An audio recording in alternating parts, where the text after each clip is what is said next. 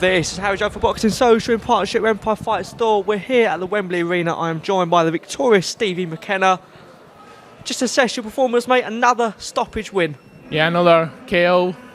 Great fight for me. You know, a good step-up opponent. He's ranked 84 in the world, and I got him out of there. You know, it was a toe-to-toe fight. I bring non-stop action, and you know, I traded it out with him. He was slippy. He was hard to hit at times, but I adapted, and I got him out of there. Awkward, wasn't he, throughout that fight? You know, in terms of going through the rounds and going through the fight in itself.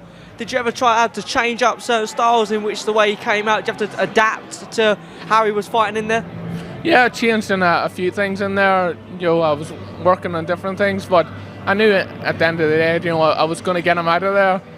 You know, my punch is coming forward. You know, any man that can stand and trade out me, you know, has another thing coming. But it's a great fight. You know, I'd like to actually thank the opponent for taking it, because so many opponents turned it down. It's so difficult to get me a fight, and I understand why. I don't blame these guys if they don't want to fight me, because I know for one thing they're in for hell if they fight me. Yeah, I suppose that could be a tale of two halves, can't it? I mean, you know, you're putting the work in the ring, but also you don't get the opportunities or the fights or the learning fights to progress. But he did retire in the ring. We spoke off camera there. What was the reason for that? He was getting, you know, too much punishment.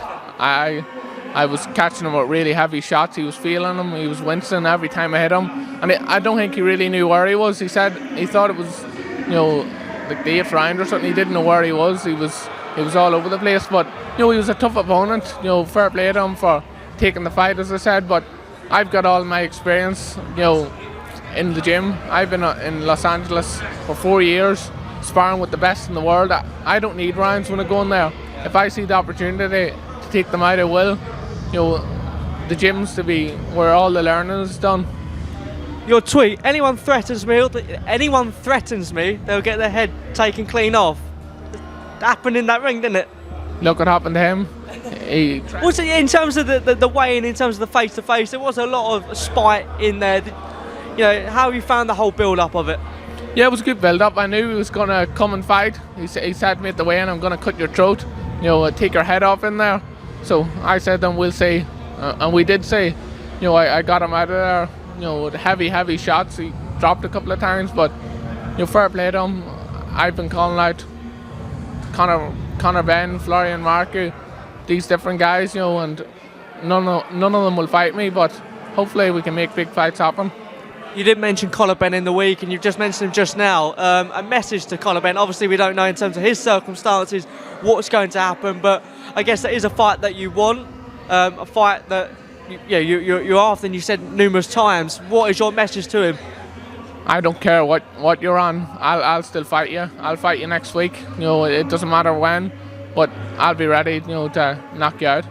Would you still fight him, even though obviously with the stuff that's going on in the background at the moment? It wouldn't matter what he was taking. I train so hard. You know, I don't stop training. You know, all year round. I'm in you know, my best condition I can be for each fight. Like I took this fight in 2 weeks' notice. Like not a long time. These other guys that are getting 8 and 12 weeks' notice. I'm coming into these fights with 2 weeks' notice, because I stay ready in the gym. I'm always ready. And in the future now with Sky pushing forward, I'll get a lot more notice now. So it's going to be exciting, and you're only seeing the start of it.